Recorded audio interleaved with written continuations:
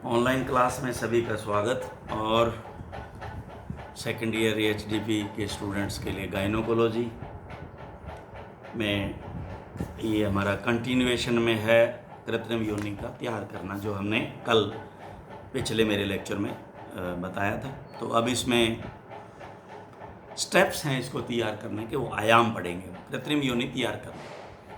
कृत्रिम योनि के सभी भागों को अच्छी प्रकार से साफ तथा जीवाणु रहित करके सुखा दें ताकि वीर्य दूषित न होने पाए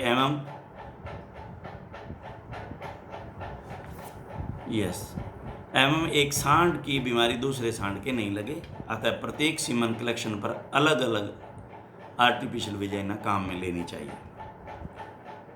भीतरी रबड़ लेटेक्स लाइनर को आराम से अंदर डालकर बाह्य कठोर सिलेंडर के दोनों सिरों पर पलट दें। कल भी बताया था, वो पलटी जाती है, जैसे यूं घुमा देते हैं उसके ऊपर, तो वो गोल गोल गुलाई से घुमा के उसके ऊपर चढ़ा दें तथा हो सके तो रबड़ बैंड लगा दें। ये भी ज़रूरी है ताकि वो लूज ना हो सके। लगा दें क्या, लगा देना चाहिए दोनों साइडों में। बाह्य कठोर सिलेंडर के वाल्व को खोलकर 45 डिग्री सेंटीग्रेड का गर्म पानी इतना भरें कि लेटेक्स लाइनर की चारों ओर की भीतरी दीवारें फूलकर एक दूसरे को छूने लगें। यदि दबाव कम रहता है तो वाल्व द्वारा हवा भरकर उसे बंद करें। ध्यान रखें दबाव इतना हो कि आपका अंगूठा आसानी से जा सके। स्क्रू वाले बाह्य कठोर सिलेंडर पर लेटेक्स कोन को चढ़ा दें तथा हो सके तो इस सिरे पर रबड़ बैंड भी लगा दें। यह भी जरूरी है लगाना। इसे कोन के छोटे सिरे पर ग्रेजुएटेड ट्यूब, जिसे मापना है सीमन कितना है, वो लगा दें। कृत्रिम योनि के खुले मुंह को एक स्वच्छ लंबी कांच की छड़ से निसंक्रमित वैक्सीन लगाकर आंतरिक परत को चिकना कर लें। कृत्रिम योनि में पुनः तापक्रम नाप लें।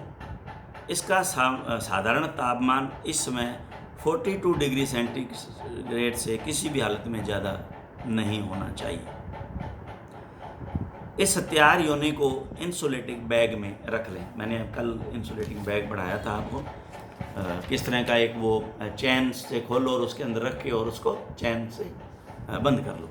तो ये इस डायग्राम में भी देखिए दे रखा है इंसुलेटिंग प्रोटेक्टर या इंसुलेटिंग बैग।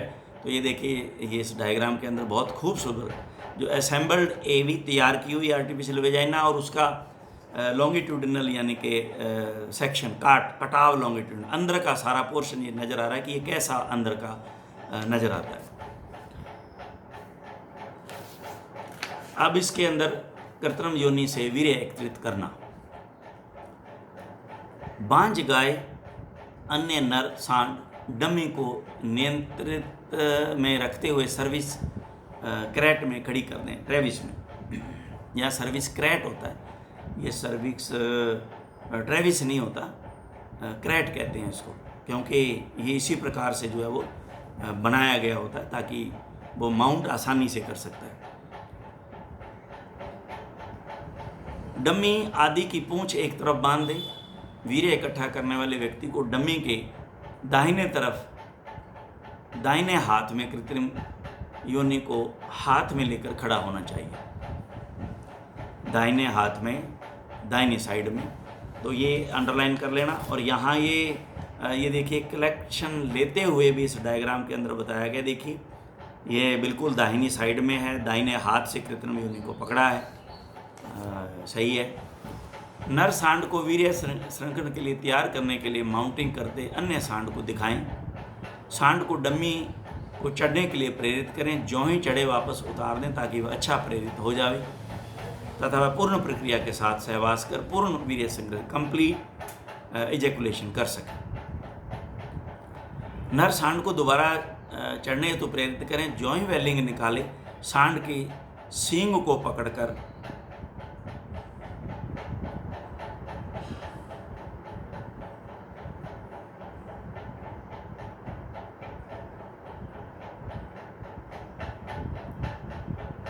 ज्यों ही लिंग निकाले, सांड के सींग को पकड़ करके, तो क्या करेगा यार, मुझे नहीं समझ में आई।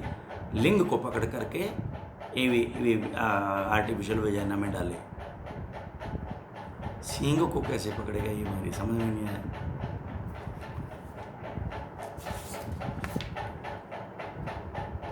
सींग तो उसका जब ये चढ़ाया है उस पर माउंट किया तो सींग तो कहीं रह गया। नहीं, ये गलत लिखा हुआ है।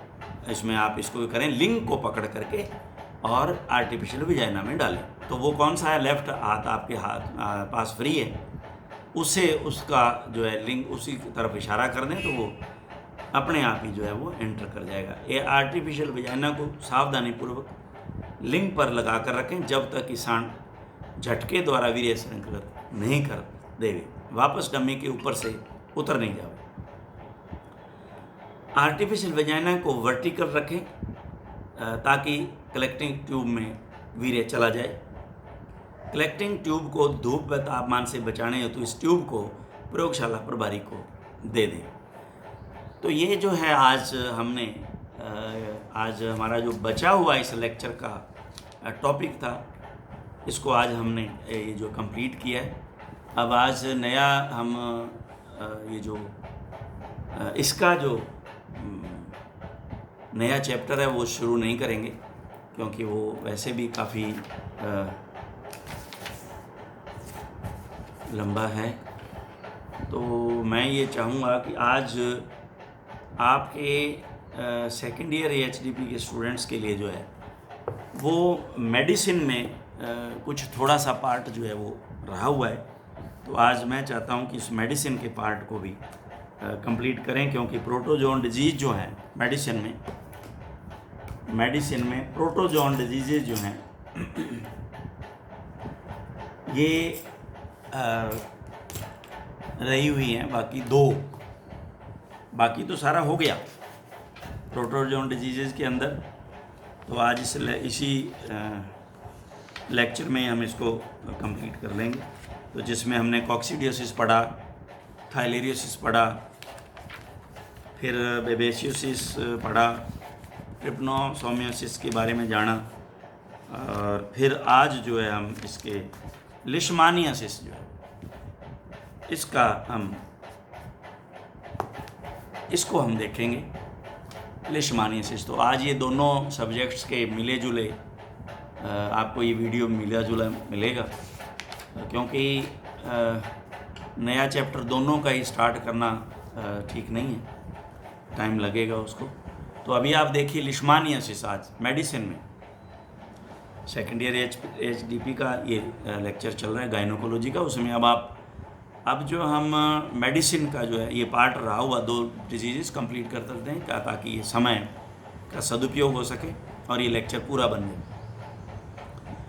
लिशमानियासिस, ये देखिए आप जब अपनी बुक को देखेंगे तो बहुत ही शानदार इसके सिम्टम जो है वो आदमियों में देखिए, उसके चेहरा दिखा रखा है, मुंह में किस तरह की फोटो पे किस तरह से ये जो है डिजीज़ भयंकर रूप लेती है। और ये इधर डॉग में जो है वो किस तरह से वो आप देखें हड्डियां निकल गई हैं इसकी डॉग की, तो ये किस तरह से ये सिस्टम जो है वो होता है। तो ये संक्रामक परजीवी रोग मनुष्यों व कुत्तों में होता है। इन्फेक्शियस डिजीज़ है, मनुष्यों व कुत्तों में होता है, और इसकी 2 फॉर्म है, वो है विसरल और कुटेनियस। कुटेनियस यानी कि चमड़ी पर, विसरल यानी कि विसराज पर। इटियोलॉजी इसमें लिशमानिया डोनोवेनाई, लिशमानिया डोनोवेनाई और लिशमानिया ट्रोपिका परजीवी के कारण यह रोग होता है। यह कुत्ते तथा मनुष्य में पाया जाने वाला परजीवी है। अब ये जो होता कैसे, ये फ्लेबोटोमस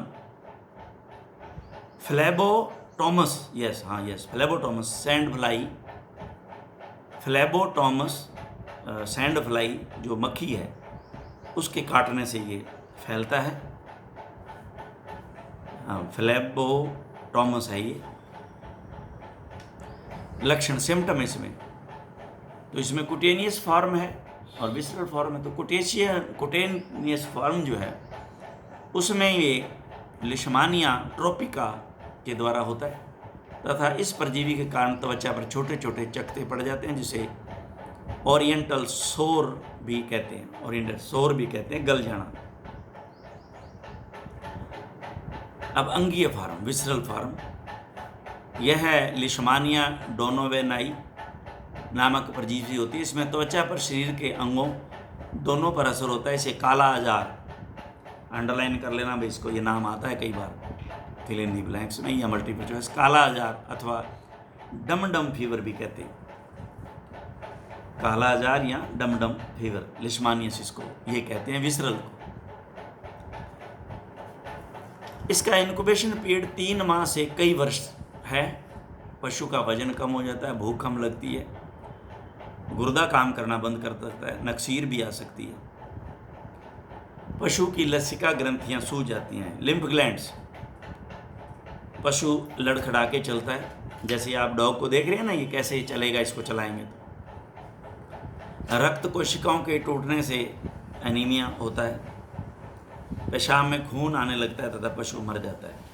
तो आरबीसी जब टूटते हैं तभी तो पेशाब उसमें खून आएगा, या तो हीमोग्लोबिन यूरिया होगा या फिर ब्लड ही आएगा, हीमेचूरिया होगा, दोनों में से।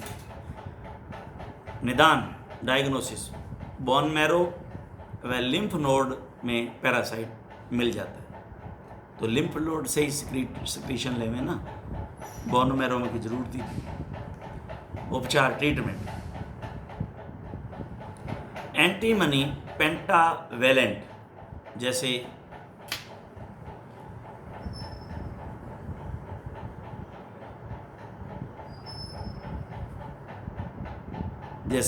एन मिथाइल ग्लूकामाइन एंटीमोनेट 80 से 100 milligram per kg body weight intramuscular और सबकट, तथा sodium स्टीबोग्लूकोनेट 75 milligram per kg body wait सबकट, तथा allopurinol 20 milligram per kg body weight intramuscular लगाते हैं। Antimony pentavalent. एनाप्लाज्मोसिस, दूसरा जो डिजीज है वो है एनाप्लाज्मोसिस। ये सारे प्रोटोजोन डिजीजेज हैं। एनाप्लाज्मोसिस यह जुगाली करने वाले पशु, गाय, भेड़, बकरी का रिकेट्सियल रोग है। रिकेट्सिया से होता है ये, रिकेट्सिया से। चिच्चड़ इसमें बूफिलस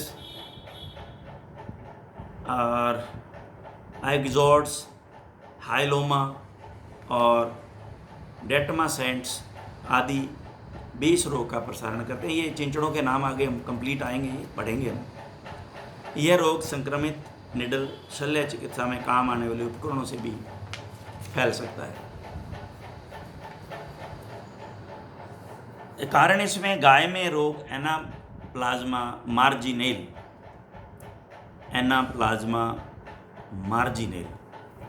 और मार्जिनेल इसका नाम क्यों रखा गया है?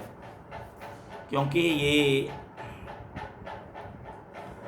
जो आरबीसी होते हैं उनके मार्जिन जो होता है ना ऊपर, ये आरबीसी की गोलाई है, इसके ऊपर सेंटर में ना होके ये ऊपर वहाँ उसमें ये पाया जाता है। तो इसका इसलिए एनाप्लाज्मा मार्जिनेल द्वारा, तथा भेड़ बकरी में एनाप्लाज्मा सेंट्रेल द्वारा होता है। तो यहाँ उनमें आरबीसी में सेंटर में पाया जाता है। यह रिकेट्सिया अर्थात एनाप्लाज्मा मार्जिनेल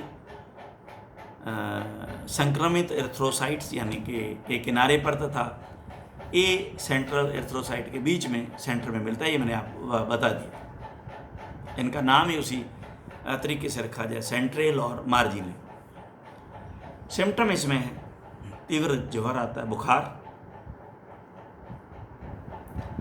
आंखों में नाक में पानी का निरंतर गिरना। यह रोग बछड़ों में जो 1 वर्ष से कम के होते हैं उनमें नहीं होता। तो ये देखिए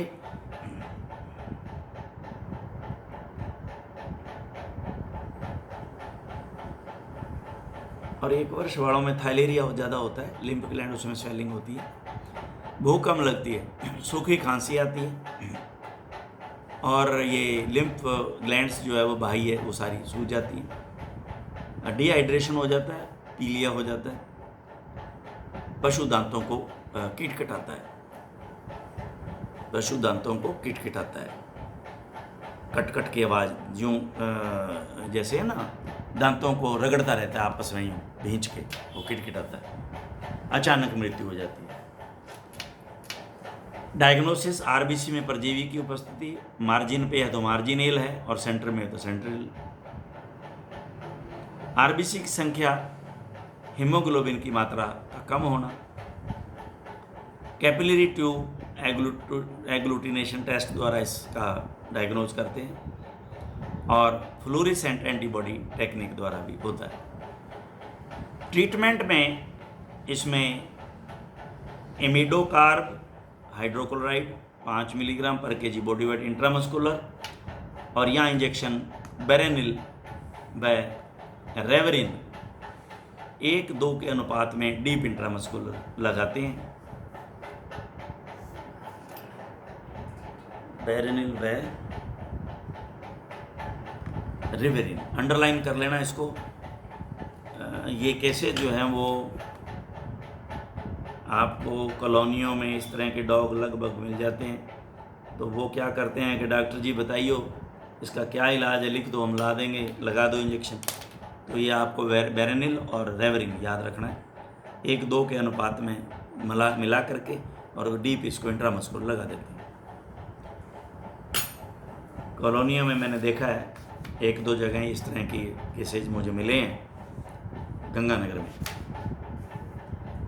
चीचड़ों व इंसेक्ट का नियंत्रण जरूरी है, क्योंकि हमें पता है वो चीचड़ या वो जो फ्लाई मक्खी, चीचड़ों में इंसेक्ट का नियंत्रण करें। ब्रॉड एंटीबायोटिक लगावें, यदि टीका उपलब्ध हो तो ये वाले जो है ज़रूरी लगाने चाहिए, अदरवाइज कोई ब्रॉड एंटीबायोटिक भी उसमें लगा दें, ऑक्सीटेट्रासाइक्लिन वगैरह। अब हमारे पास आता है पैरासिटिक डिजीजेस। पैरासिटिक डिजीजेस की जो है वो कंट्रोल, यानी कि ड्रग्स कौन कौन सी हैं इसमें जो है हम काम लेते हैं। तो कॉक्सीडिया हमने पढ़ा पहला, तो उसमें एंटी कॉक्सीडियल कौन कौन सी ड्रग हैं। तो इसमें है, हमने पीछे पढ़ा था एम्प्रोलसॉल, लेकिन ये एम्प्रोलियम भी, एम्प्रोलसॉल और एम्प्रोलियम, ये एम्प्रोलियम खुराक इसमें कैटल के अंदर 10 milligram per kg body wait औरल, और चिकन में 125 से 250 ppm इन वाटर। इसके बाद में आता है एम्प्रोलियम पाउडर 20%, ये न्यूस्पार्क का है। एम्प्रोलियम सोल्यूशन पाउडर 20% वीरबैग का है, और वेट प्रो 20% सिप्ला का है, वेट प्रो 60% सिप्ला का। इसके बाद में आता है क्लोपिडोल, ये ज़्यादातर ये पोल्ट्रियों में काम आता है। पोल्ट्री 125 से 250 ppm इन फीड। कॉक्सीडोल, ये ज़्यादातर काम में लेते थे हम, कॉक्सीडोल, कॉक्सीमिक्स तो क्लोसिप पाउडर। कॉक्सीडोल अच्छा पाउडर था, तो ये आता है वेंकीज का, कॉक्सीमिक्स आता है एग्रोवेट का, और क्लोसिप पाउडर आता है सिप्ला का। डिनिटोलमाइड पोल्ट्री, ये भी पोल्ट्री में 125 ppm इन फीड। कॉक्सीबैन डॉट पाउडर या DOT पाउडर कहते हैं इसको, वो कार्ड का, और इसमें वेंकिल का आता है V डॉट पाउडर।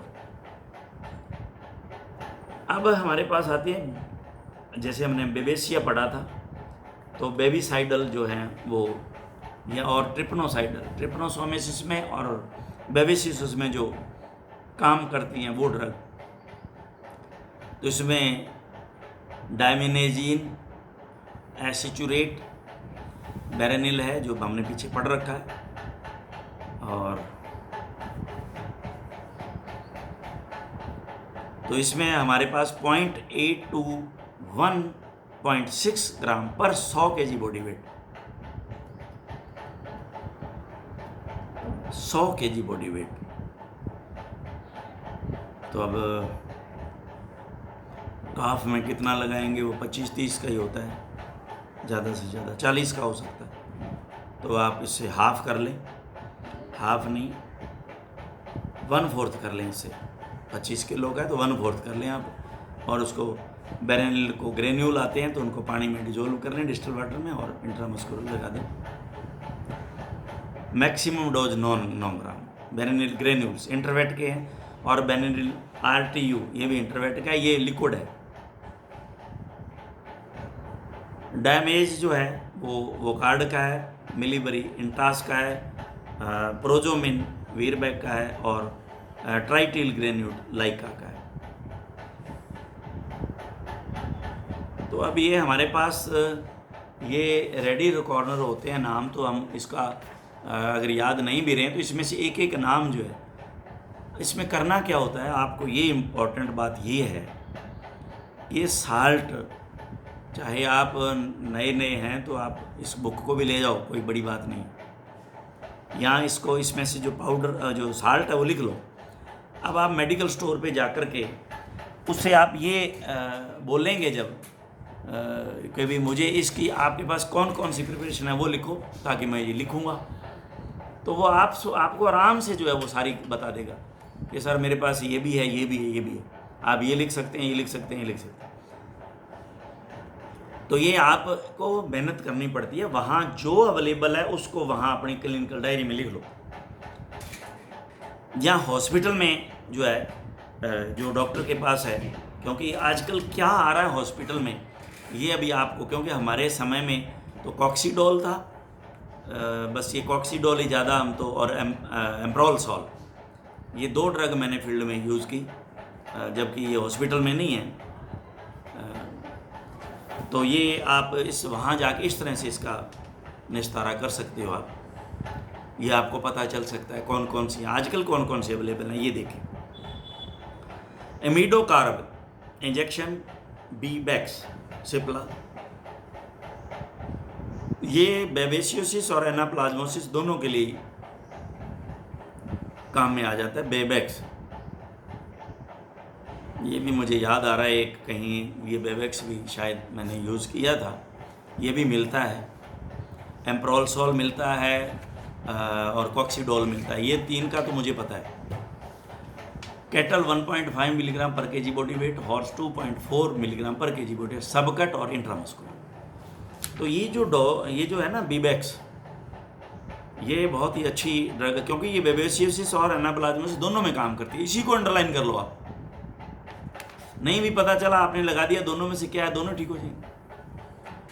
इसकी डोज याद रखना जरूरी है, अपनी क्लिनिकल डायरी में लिखो। ये फाइलेरियासिस, लिशमानियासिस और नेजल ग्रेनुलोमा।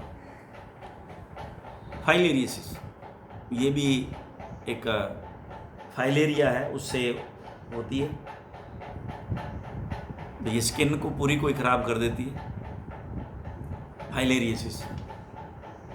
आपने पता है देखा होगा, आपको सुना भी होगा फिलेरी, अब वो फाइलेरियासिस की फिलेरी बन गई होगी। लिथियम एंटीमनी थायोमेलेट या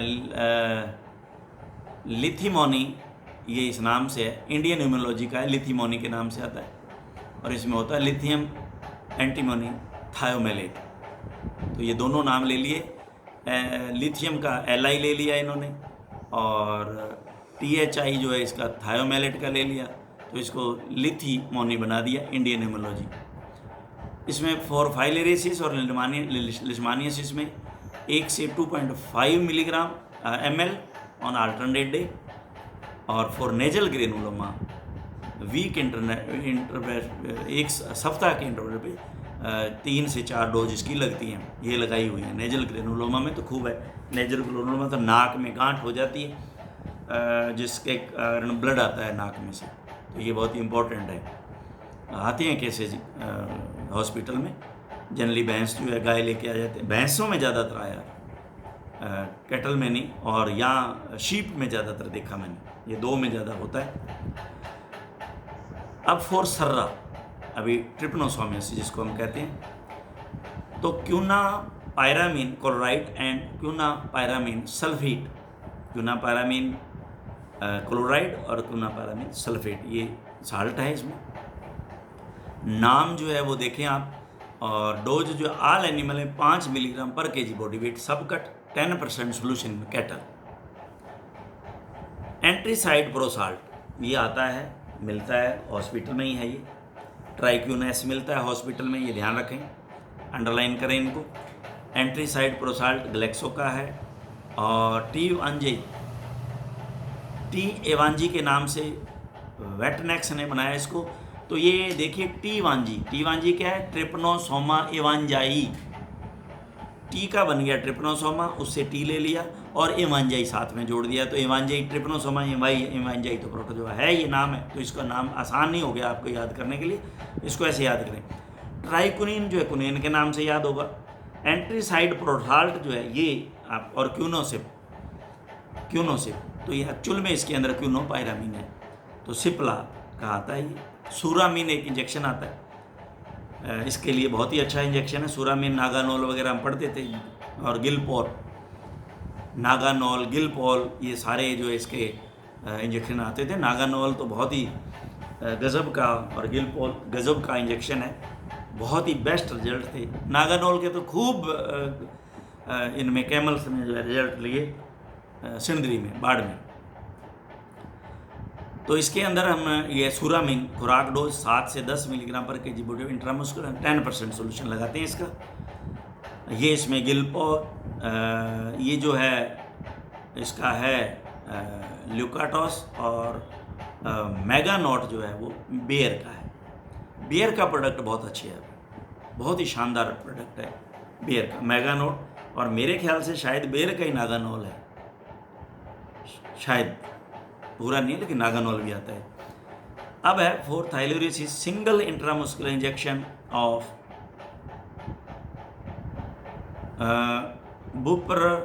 बुपरवाक्यूम। तो इसको याद कर लो, बेपरवाह कुनीन, कितना सुंदर याद रहे, बेपरवाह कुनीन। तो इसमें बेपरवाह क्यूइन, तो ये क्यूम जो है, बेपरवाह क्यूम जो है, ये at the rate of 2.5 milligram per kg body wait. Hello फ्यूगिनॉन या फ्यूजिनॉन लैक्टेट, ये at the rate of 1.2 milligram per kg body weight orally. और एज प्रोफाइलेक्टिक, पहले अगर दिया जाए, भी हो ना बीमारी, बचाव के लिए, इसमें आता है क्लोरटेट्रासाइक्लिन, ये तो at the rate of 16 milligram per kg body weight orally for 8 days. और रोली टेट्रासाइक्लिन, ये ऑक्सीटेट्रासाइक्लिन, टेट्रासाइक्लिन के ग्रुप हैं ये दोनों, क्लोरटेट्रासाइक्लिन और रोली टेट्रासाइक्लिन। ये at the rate of 4 milligram per kg body weight intramuscular, और फॉर 3 डेज फॉर कार्ब्स। तो आज हमने इस पूरे लेक्चर में, आप देखेंगे, 2 सब्जेक्ट इसलिए कवर किए हैं कि आज ये मेडिसिन का 16th चैप्टर आपका कंप्लीट हो गया। उधर जो है आपका ये कैसे आप जो है उसको तैयार करेंगे, गन को क्या, आर्टिफिशियल वेजाइना को, तो इसका पूरा का पूरा आपने जो है कंप्लीट इसलिए मैंने किया है क्योंकि अभी ये दोनों के हम नए चैप्टर पे चलेंगे, क्योंकि 22वां उसका भी चैप्टर कंप्लीट किया है। तो नेक्स्ट उसका वीर्य परीक्षण है, मूल्यांकन है, और इसका गोवंश के कर्मी रोग हैं, तो इनको हम हमारे नेक्स्ट लेक्चर में कवर करेंगे। Thank you very much.